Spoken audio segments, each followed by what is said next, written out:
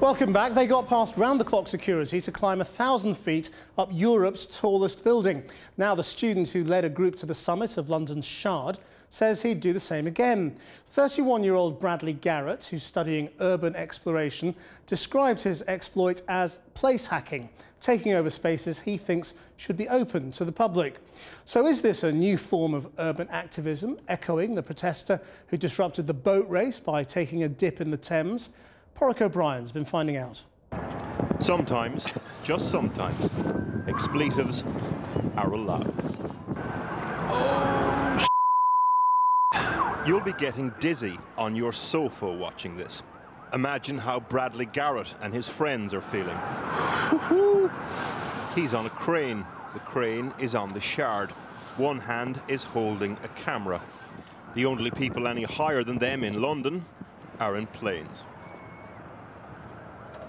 Bradley Garrett says he's done this 3 times in the last 2 years. Why did you do it? why did I climb the Shard? And why not? I mean, it's the highest building in Europe. It's a spectacular view. It's quite an adrenaline rush, and you know. But was it just for a laugh? It's just for a laugh. Generally, I feel that you know, there are a lot of places in the city that we don't have access to. There are a lot of places that we're told we can't go, and that frustrates me. He's just finished writing his PhD on what he calls place hacking. He's part of a group called the London Consolidation Crew. They're urban explorers, groups of people in cities across Europe who try to get to places that are out of bounds.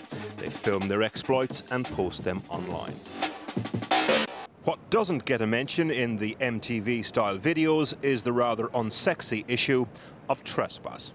Increasingly in London, there's a fuzzy division between public and private space, and people aren't often, people don't understand what they can and can't access. That is private space. Would you break into somebody's home to make this point? No, absolutely not. What's the distinction then? A corporation owns that. It's also, I mean, look at it, it's so imposing. You can't escape that. It's everywhere you go in the city, right? I mean, if that's being imposed on us, then I feel like I should have a right to go in there and have a look at it. The Shard is owned by a Qatari consortium. Today we asked the developers whether they'd press charges. They didn't answer that question, but sent us a statement. We believe this is an incident which took place around December 2010, when we were undertaking both ground and structure works.